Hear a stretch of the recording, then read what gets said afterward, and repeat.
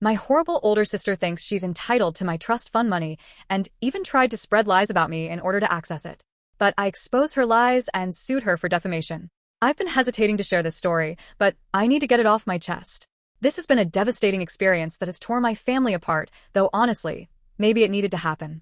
For context, our grandmother was a successful business owner who built her company from the ground up. She always emphasized the importance of education and hard work. When she passed away 5 years ago, she left both my sister, Emma, and I with trust funds, but with different conditions. My trust fund would be accessible when I completed my master's degree, while Emma's would be released when she maintained stable employment for 3 years at the same company. Grandmother knew us well. I was always academically driven, while Emma struggled to keep jobs, often quitting when things got challenging. I completed my master's in business administration last year, and my portion of the trust fund, roughly $800,000, became accessible. Emma, on the other hand, hasn't held a job for more than 8 months in the past decade. She's always had expensive taste and tends to live beyond her means, often borrowing money from our parents. When she found out I had access to my trust fund, everything changed. At first, she tried guilt-tripping me, saying it wasn't fair that I got easy conditions. Then she started asking for loans, claiming she needed money for various emergencies. I refused because I knew she'd never pay it back. That's when things got ugly.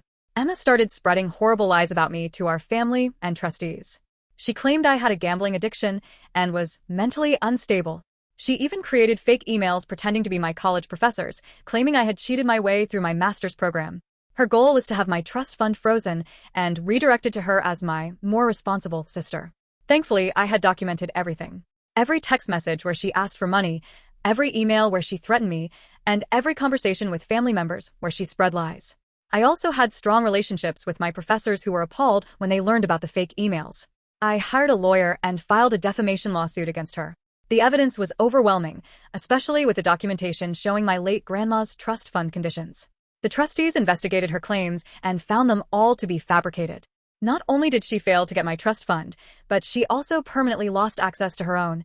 Grandmothers will had a clause about fraudulent behavior leading to forfeiture. Our parents were devastated. They had always enabled Emma's behavior, making excuses for her actions. This time, though, they couldn't defend her.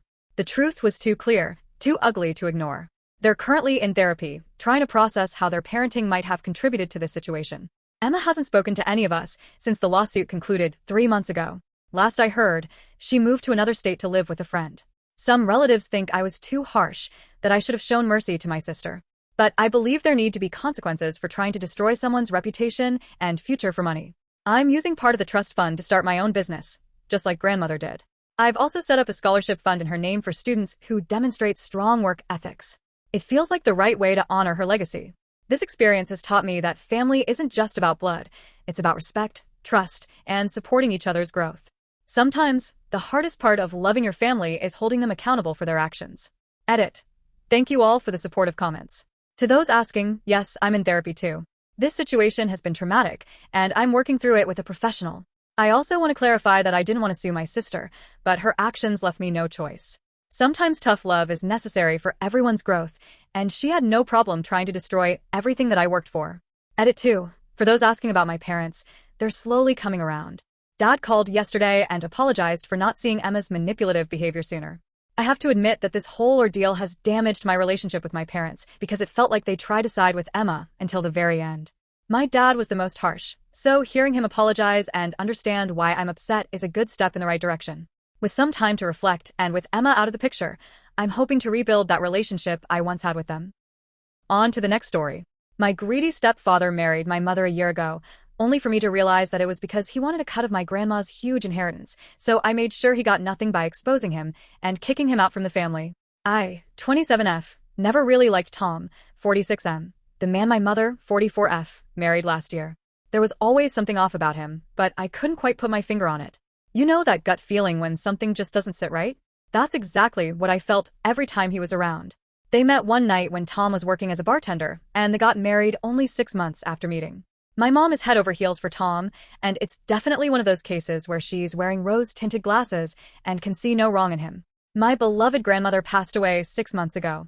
She was an incredible woman who built a successful real estate business from scratch and was known for her generosity and kind heart.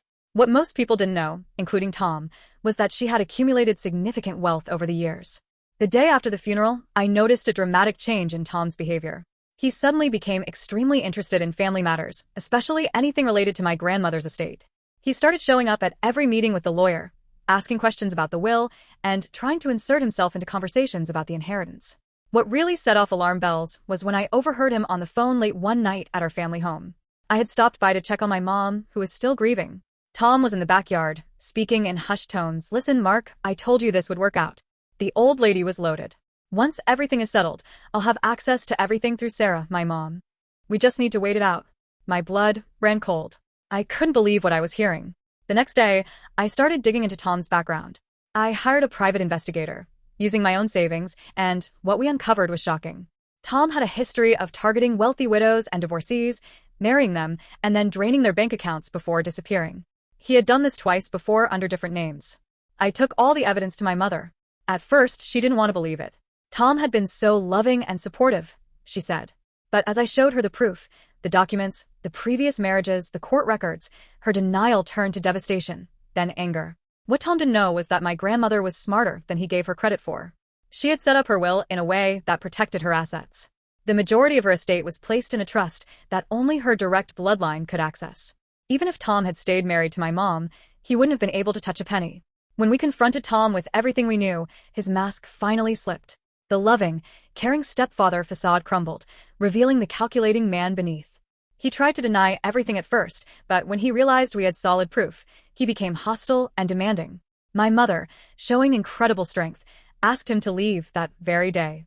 We had the locks changed and sent his belongings to a storage unit. He tried to fight it, but our family lawyer helped us file for an annulment based on fraud. The hardest part wasn't exposing Tom, it was watching my mother blame herself for not seeing through his deception. She kept apologizing to me and to my grandmother's memory for bringing such a person into our lives. I spent many nights holding her while she cried, assuring her that none of this was her fault. It's been 3 months since Tom left. My mother is slowly healing, and our family is closer than ever. We've all learned valuable lessons about trust and the importance of listening to our instincts. My grandmother's legacy remains protected, and her wealth will be used exactly as she intended, to support her family and continue her charitable works. Sometimes I think about how differently things could have turned out if I hadn't overheard that phone call, or if I had ignored my gut feelings about Tom. I'm grateful that I trusted my instincts and took action. While the experience was painful, it showed me the true strength of our family bond and reminded me that sometimes the best thing we can do for the people we love is to protect them, even when the truth hurts. Edit. Thank you all for the supportive comments. To those asking, yes, we did report Tom's previous fraudulent activities to the authorities, and they are currently investigating. What did you think of these stories? Let me know your thoughts about them in the comments, and thanks for listening.